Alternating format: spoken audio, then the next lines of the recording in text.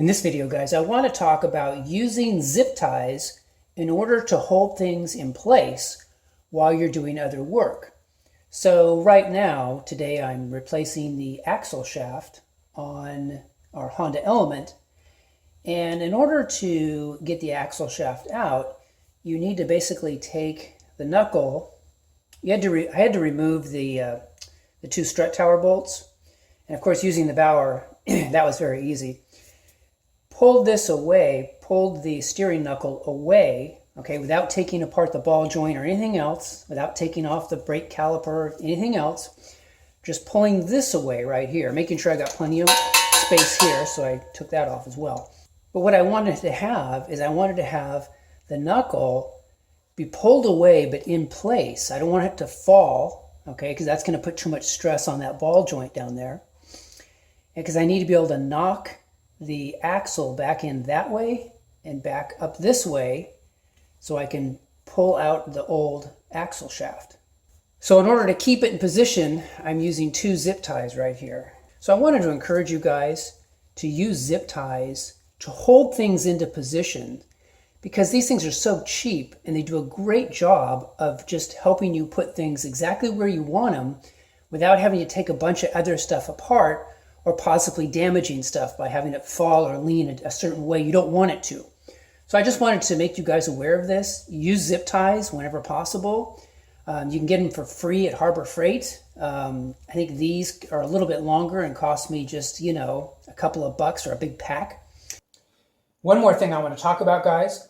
Some of you might ask me, which replacement axle did you go with?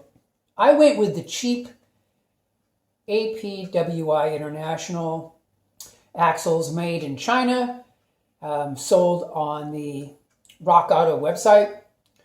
My thinking was if it didn't fit, I could take it back or I could send it back to Rock Auto.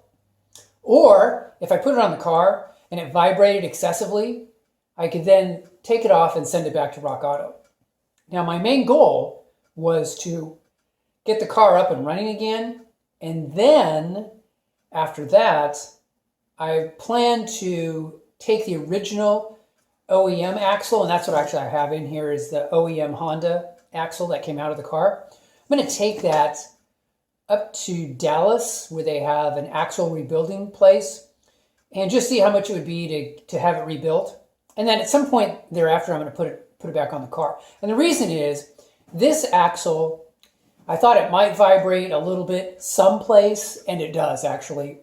When you're just starting off in the car and you're at a dead stop and you turn to the right and accelerate, you can feel a little bit of a vibration. Now that goes away immediately once you hit like 15 miles an hour, or if you turn the wheel straight, either or, it goes away. And I've had the car up to 70 and I haven't noticed any vibrations.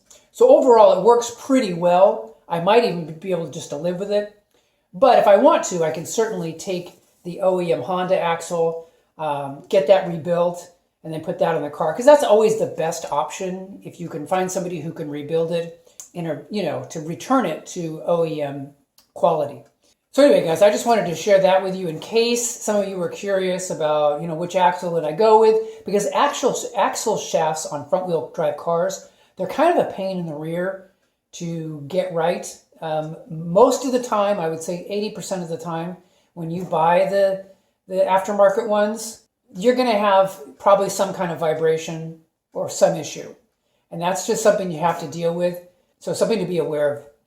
All right, guys. Hope you guys are doing well. Appreciate you guys' time. Talk to you guys in the next video. Take care.